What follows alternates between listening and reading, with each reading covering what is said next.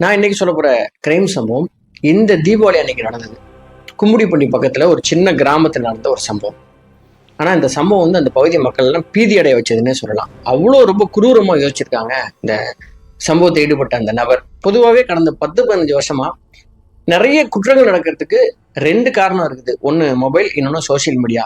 யார் வேணாலும் யாரு கூட வேணாலும் அவங்க பர்சனல் விஷயத்த ஷேர் பண்ணிக்கலாம், அவங்களுடைய அந்தரங்கமான புகைப்படங்கள் வீடியோக்களை ஷேர் பண்ணிக்கலாம் அப்படிங்கிற அந்த சுதந்திரம் வந்ததுக்கு அப்புறம் இது ரொம்ப ரொம்ப அதிகமாயிருச்சு.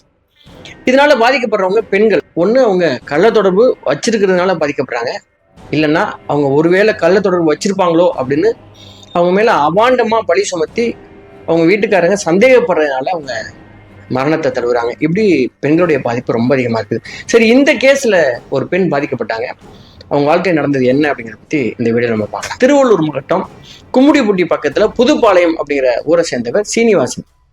இந்த சீனிவாசன் 2017 இவங்க மகள் பிரியா, அவங்களுக்கு 19 வயசு, படிச்சுட்டு இருந்த பெண்ணுக்கு கல்யாணம் பண்ணி வைக்கலாம் அப்படின்னு முடிவு பண்ணி வைக்கிறார்.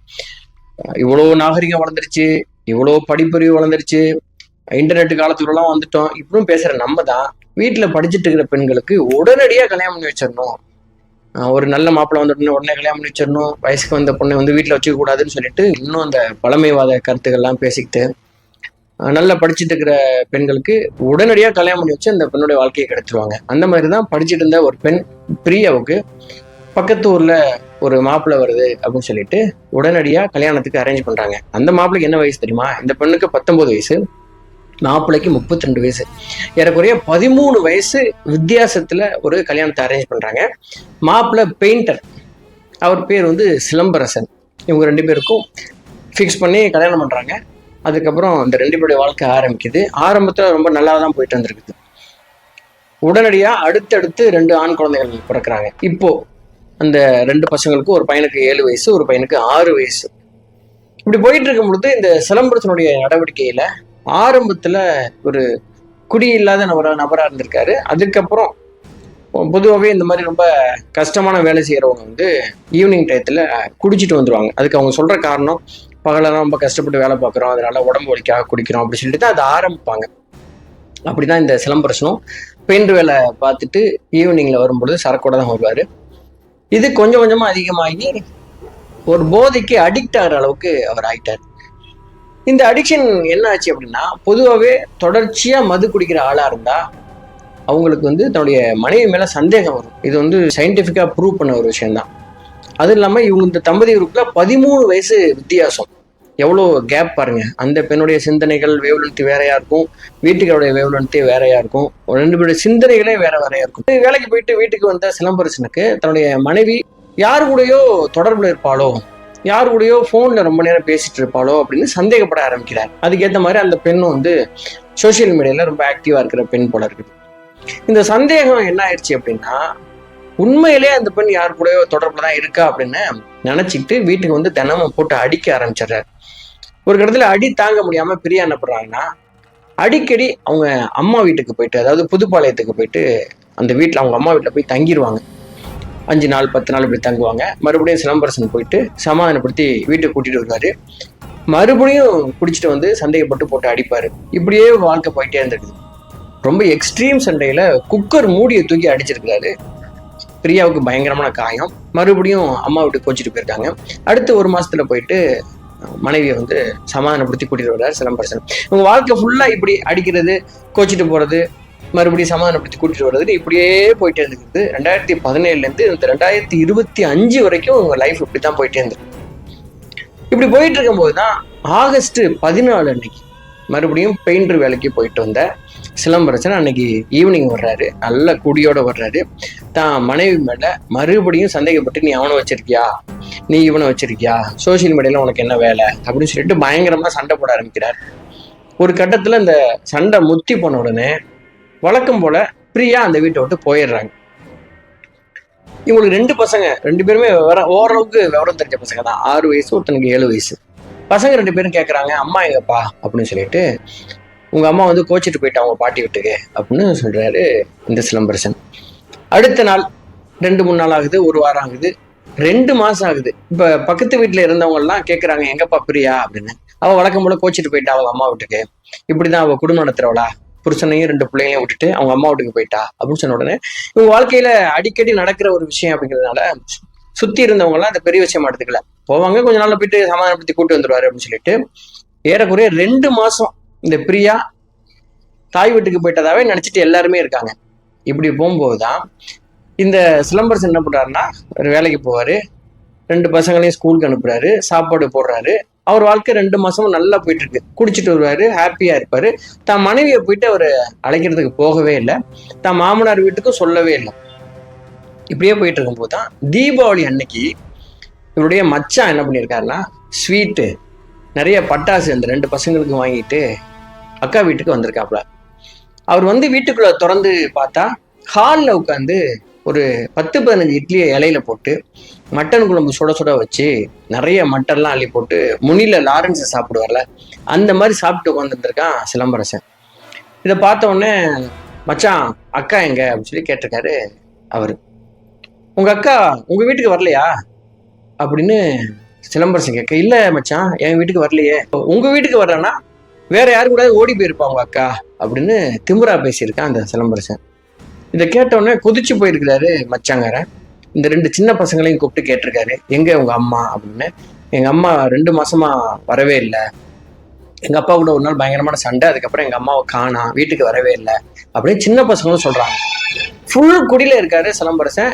இந்த எந்த பிரச்சனையிலையும் அலட்டிக்காம அந்த மட்டனையும் இட்லியும் சாப்பிட்றதுல ரொம்ப மும்முரமா ஏதோ பெருசா சாதிச்ச மாதிரி உட்காந்து சாப்பிட்டு இருக்கான். இதை பார்த்த உடனே சுத்தி இருந்தவங்க எல்லார் வீட்லயும் போய் விசாரிக்கிறாரு, மச்சான் உங்க அக்காவை காணா, உங்க வீட்டுல வந்திருப்பாங்கன்னு நாங்க நினைச்சிட்டு இருந்தோம் அப்படின்னு எல்லாருமே சொல்றாங்க. தான் வீட்டுக்கு வரல, அக்கா வெளியில எங்கேயும் போற ஆட்களும் கிடையாது, அந்த மாதிரி பழக்க வழக்கமும் இல்லை. எல்லா இடத்துக்கும் ஃபோன் பண்ணி அக்கா வந்தாங்களான்னு சொல்லி விசாரிக்கிறாரு தம்பி.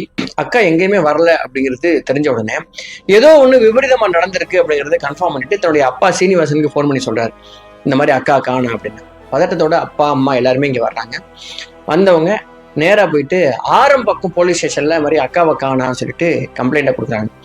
உடனடியா தீபாவளி அன்னைக்கே கம்ப்ளைண்ட் எடுத்த அன்னைக்கே ஸ்டேஷன்லேருந்து போலீஸ்லாம் போயிட்டு இந்த சிலம்பரசனை விசாரிக்கிறதுக்காக வீட்டுக்குள்ள போனா ஃபுல் மப்புல மறுபடியும் அதே மாதிரி இட்லிக்கு முன்னாடியே உட்காந்துட்டு சரக்க போடுறது, இட்லி சாப்பிட்றதுன்னு உட்காந்துருக்கான்.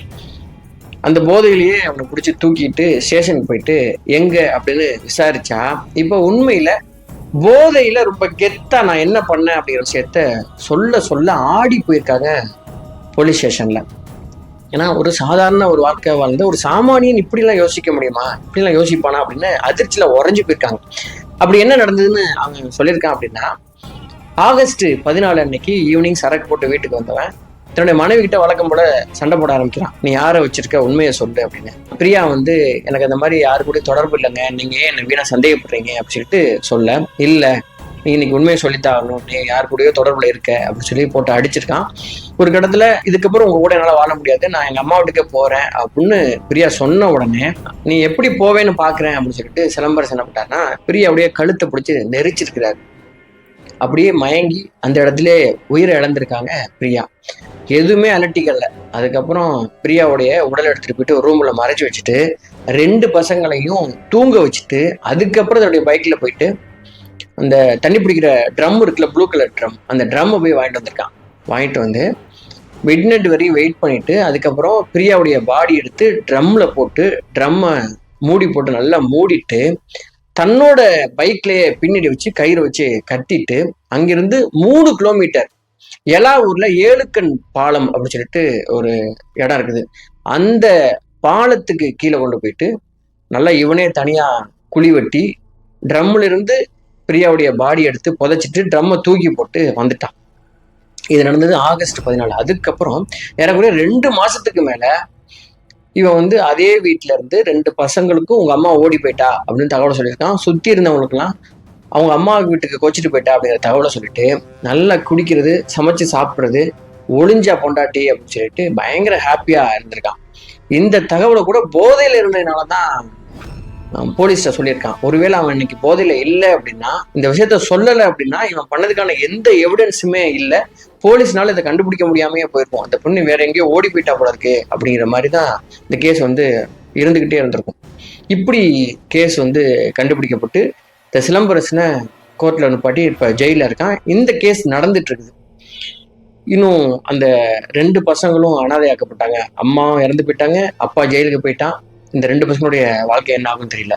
இந்த கேஸை நான் படிச்சதுக்கு அப்புறம் எனக்கு என்ன தோணுச்சு அப்படின்னா, முதல்ல தயவு செஞ்சு உங்க வீட்டுல ஒரு பெண்ணுக்கு கல்யாணம் பண்ணி வைக்கிறீங்க அப்படின்னா, அந்த பெண்ணுக்கு ஓரளவாவது உங்க சொந்த காலில் நிக்கிற அளவுக்கு ஒரு மெச்சூரிட்டி வந்ததுக்கு அப்புறம் கல்யாணம் பண்ணி வைங்க. 19 வயசுலலாம் என்ன அவசியம் கல்யாணம் பண்ணி வைக்கணும் அப்படிங்க. ரெண்டாவது, இவ்வளோ ஏஜ் வித்தியாசம் இருக்குல்ல, ஒரு 13 வயசு வித்தியாசம்.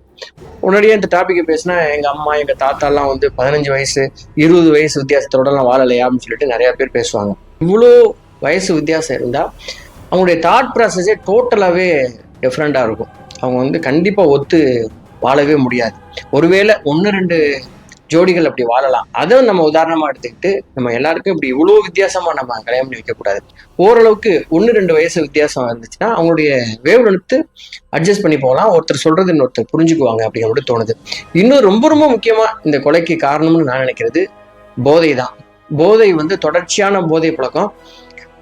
மெல்ல மெல்லமா நம்ம வீட்டுல இருக்கிறவங்க மேல சந்தேகப்படுறது, மனைவி மேல சந்தேகப்படுறது, நம்முடைய இயலாமை இருக்குல்ல, நம்ம பாலியல் உறவுக்கு அன்ஃபிட் ஆயிட்டு இருக்கோம் அப்படிங்கிற உணர்வே நமக்கு சந்தேக உணர்வை ஏற்படுத்திடும். இந்த வழக்கை பொறுத்தவரை போதை தான் அவன் சந்தேகப்படுறதுக்கு காரணம். சந்தேகப்பட்டதுதான் இப்படிப்பட்ட கொலை அளவுக்கு போறதுக்கு காரணம் அப்படின்னு நான் நினைக்கிறேன். இந்த கேஸை பத்தி நீங்க என்ன நினைக்கிறீங்க அப்படிங்கிறத நீங்க பதிவு பண்ணுங்க. மறக்காம இந்த சேனல் நீங்க சப்ஸ்கிரைப் பண்ணீங்க. நான் உங்க RS ராஜா. நன்றி, வணக்கம்.